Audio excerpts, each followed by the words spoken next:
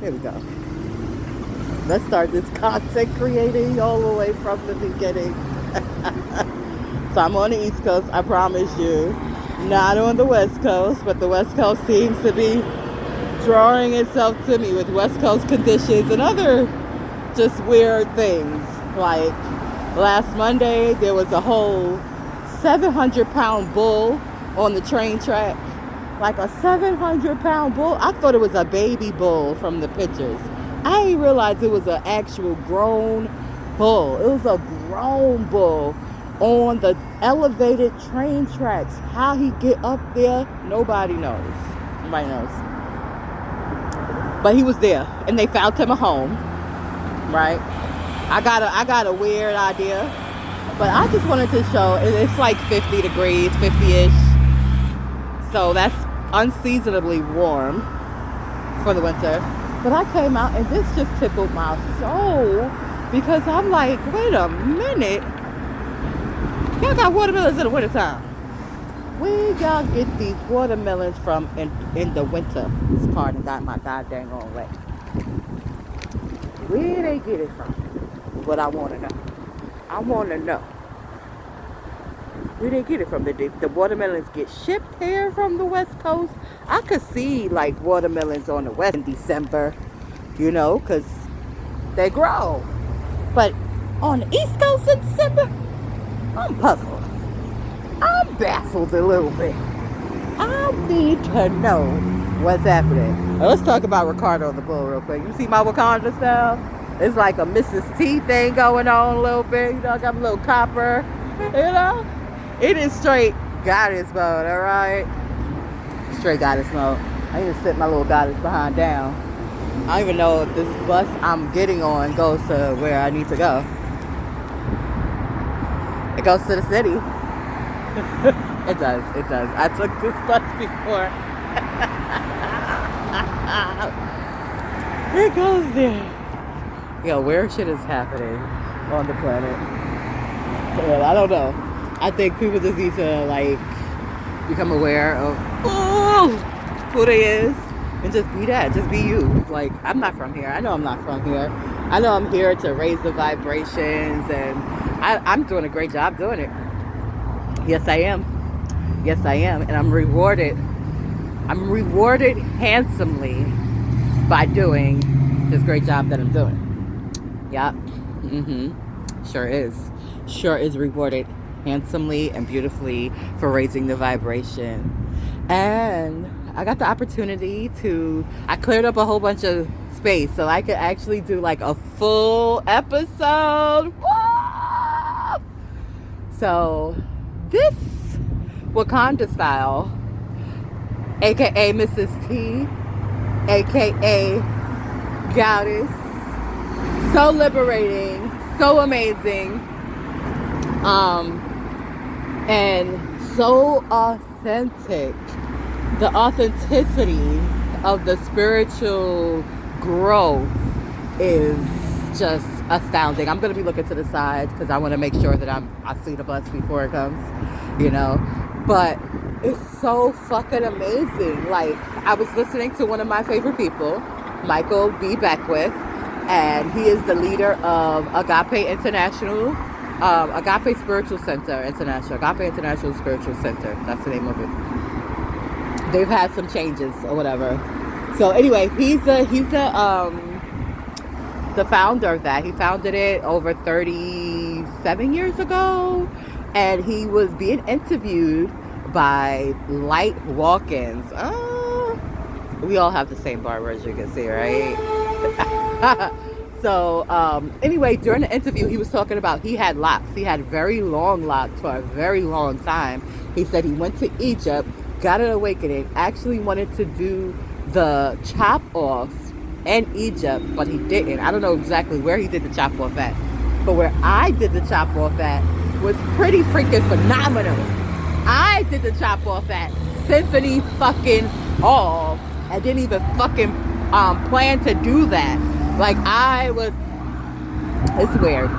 Everything is energy, though. Study metaphysics is the best way I can tell you, even though I probably am going to be one of the people that's like breaking down metaphysics to the hood. Breaking it down in a terminology where we could get it and understand it, metaphysical means it's beyond physical, beyond what you can see, hear, and taste with your five senses. Spirit, basically, right? Everything is energy.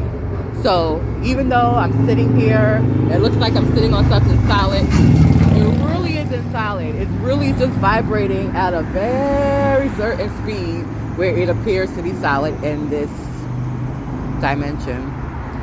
Yeah, we got dimensions. I mean, what you think we've been seeing this multiverse shit for? It's like to remind us that this is not all there is. Which brings me back to fucking Ricardo. I think Ricardo came here through a fucking portal or some shit. Because there's nothing else that explains to me how Ricardo got on the tracks. It's an elevated track. Even if Ricardo walked a long way from a place that was not elevated, there had to be someone to see that motherfucking bull walking on the tracks before he got all the way to Penn Station, which is an elevated train track. Somebody had to see Ricardo there. So I think Ricardo just popped the fuck out. And when he popped the fuck out, you know, he was there. He's like, oh shit. And us here, we're like, oh, let's take a picture of him. And the public safety, aka cops, whatever, were like, we ain't going near that motherfucker. And they didn't. They sent the specialists who tranquilized him, and then they transported him to a sanctuary somewhere. And then they showed the pictures and the updates, and he's just chilling there like, I knew it was gonna work out though. I knew it was gonna fucking work out. And I was ecstatic because I specifically remember that day because I had an MRI scheduled for that day. And the guy was creepy. He was like doing experiments and shit. Listen. Don't experiment on nobody that has not given you permission to fucking experiment on them. Just period like that. He's like, oh, each picture is going to take 15 minutes. And I was like, that sounds a bit strange, but fuck it, you know? They had to take 6 pictures. He was like, you're going to be here over an hour. So I was like, fuck it. So I'm there, and I'm like thinking these good thoughts, and I'm like, I'm going to use this opportunity to meditate, you know? So I'm laying there, and I'm meditating. I can feel it instantly when the machine comes on, because it's a magnetic, whatever. Magnets, right? I feel the magnets, my hair is standing up, and I'm like, ooh, this feels kind of interesting, right? And I'm thinking my good thoughts, and I can feel the intensity of the magnetic shit that's happening. So it's still just like raised hairs and stuff, and I'm just like, okay, you know, hairs is raised. That's what I had some on my head. I still have some on other parts of my body, you know. But as you can see, my eyebrows, even though they are a little bit, you know, enhanced, they have come back. So anyway, I can feel the hairs on my body while I'm in this damn MRI machine. And then I could feel the intensity. And the intensity is gradual, you know. And it's like every, you know, couple of minutes, he raises the intensity. So now the intensity has raised to a point. I'm laying still in a meditative state. So not sedated, but meditative, meaning I'm slow, I'm resting, I'm not moving, I'm not doing anything to increase my heart rate. So when my heart rate increases as a response to the intensified magnetism shit that he's putting through the fucking MRI, I was like, oh, nope, gotta get up, gotta pee, gotta go. So I stick my hand, I don't know if you ever seen an MRI machine, but it's like a little circle, and you're on this little bed, and you're in the middle of the little circle, right? But I wasn't all the way in the little circle, thank God, because they was doing the lower parts of my body. If I was, I don't know how my arm would have got out, but I would have got out. I would have inched myself out. I wasn't strapped down to the bitch or anything. And so, you know, I'm being respectful, courteous, even though I know it's time to hit dodge. I put my hand out. I wave my hand a bit. He act like he don't see my hand. I see you looking at me, sir. You act like you don't see my hand. So I wave again, wave again, wave again. I'm waving like frantically, right? Because I gotta go to the bathroom. Of course, if you gotta go to pee, you don't want to urinate on yourself. You're gonna be waving frantically. So I'm waving frantically. He waits at least 3 minutes before he comes into the room. He stops doing the testing, and then I'm like, yeah, I'm not going back in there, right? So I'm trying to make a phone call. I'm like, let me call another tech. Let me see how long an actual MRI image is supposed to take per body part. It's supposed to take 5 to 7 minutes. I couldn't get in contact with a tech, but thank God for Google. I went on to Google. I'm gonna get on the bus. It's coming out. And hopefully there's enough room for me to kind of sit in the back and continue my content creating. This is the public transportation life, people. I don't like it, but I'm grateful for it. Oh, what are you doing? To another bus? What the fuck was that about? Okay, I don't know what the fuck that was. He stopped, and then he kept going. I put my cane out. The next one must have the room. That one looked like it was crowded anyway. So anyway, back to this MRI guy. So there was a tech that was assisting the tech, right? He was a guy of ethnicity, if you want to say that. And his name is Jonathan. Jonathan was pretty cool. Me and Jonathan were already kind of like building a rapport or whatnot. Was that the 60 that went by? It sure was. Another one's coming. Another one's coming, probably with enough room for us to ride comfortably. Oh, he was full?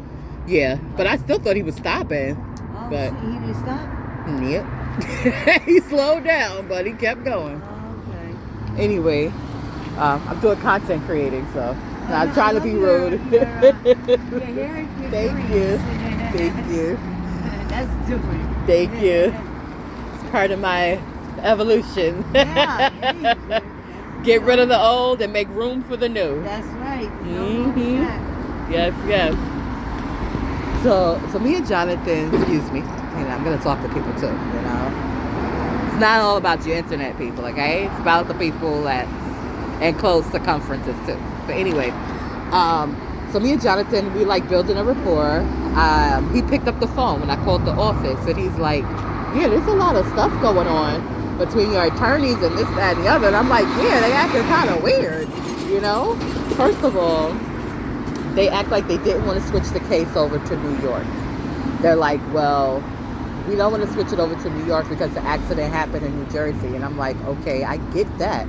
But I am technically a legal resident of New York, which gives me different rights than residents of New Jersey. I want all my rights, okay? So, I don't know what y'all talking about, but figure it out. But they are like basically in bed with the state, and I'm suing the state. I didn't know I was going to be suing. I didn't know. I was on a commercial bus. That's all I could say. I was on a commercial bus, which is part of the state, but essentially I'm suing the state because they were at fault. And so was the commercial truck. They both were moving. I didn't realize they both were moving because all I remember is hitting the fucking floor and getting the fuck up. Look at that gold. Oh, we caught it. Y'all saw that stinking Lincoln? You know I love my cars, right? So anyway, so Jonathan's there. So me and Jonathan been communicating, and he arranged my ride. I come in from New York. I'm in contact with Jonathan. He sends an Uber to me. Everything's going kind of copacetic, right? But see, Jonathan's been already interacting with these folks. So he was in the room with the guys when they was doing the MRI and saw my hand waving. And I remember turning my head, and I don't know what the conversation was, but all I know is when I turned my head to see, because the window was right there, when I turned my head to see, I saw Jonathan hit the, just dip out of here right quick. So I was like, that's kind of strange, right? So then, after that, I go to the bathroom, I urinate, I go back to the other room and put on my clothes. And they're like, what are you doing? We don't know what she's doing. I was on the phone trying to confirm that the shit that they told me was right. Even though my spirit was telling me that shit ain't right. Your heart rate didn't increase for no freaking reason, ma'am. something was out of order and something was out of place. So I'm like, yeah, I'm gonna just go and do my care somewhere else. And Jonathan was on board with it. He was like, okay, we're finished here. Good. We're gonna get you a ride. When I tell you, the ride was there. By the time my clothes was on and I grabbed some water, the ride was outside. So as Jonathan is escorting me to the fucking ride, he's on the phone. And he's like, yeah, tomorrow is definitely my last day here. And that's what I overhear Jonathan saying on the phone. And I'm like, so this bitch ass motherfucker was experimenting on me. Not Jonathan, the tech. Jonathan was the assistant to the tech. And I was like, yeah. So, moral of the story, first of all, don't go to no physician that you don't know by your fucking self, because just don't do it. Don't do it. This is America, especially you got this melanin in you. Don't do it. Don't do it anyway, because they just, some of these, colonists don't care. And they are out here experimenting almost. I don't care what nobody say. Don't think the Tuskegee thing was just a one-time isolated incident. They is out here experimenting on nobody. I ain't with it. Some people are okay with it, and that's okay. That's called paid research. Give person permission. That's some respect. Now we're gonna try to do this, get on the bus and do some content creating bus again. This time the bus should stop. I'm gonna have to make eye contact with the bus this time though, I guess. And I'm getting a courtesy ride. That's the funny part. I can't be upset. I gotta be grateful. You gotta be grateful, period. And that's the thing I noticed with watching Michael Beckwith's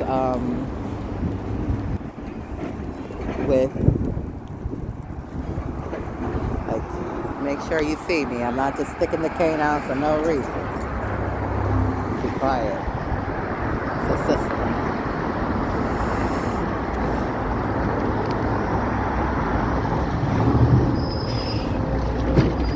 Thank you. Thank you.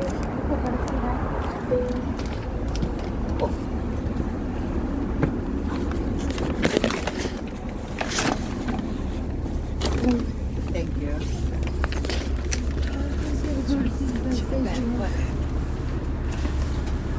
I'm in the front, that's my content creating. I'm gonna just get real close to the camera so that it's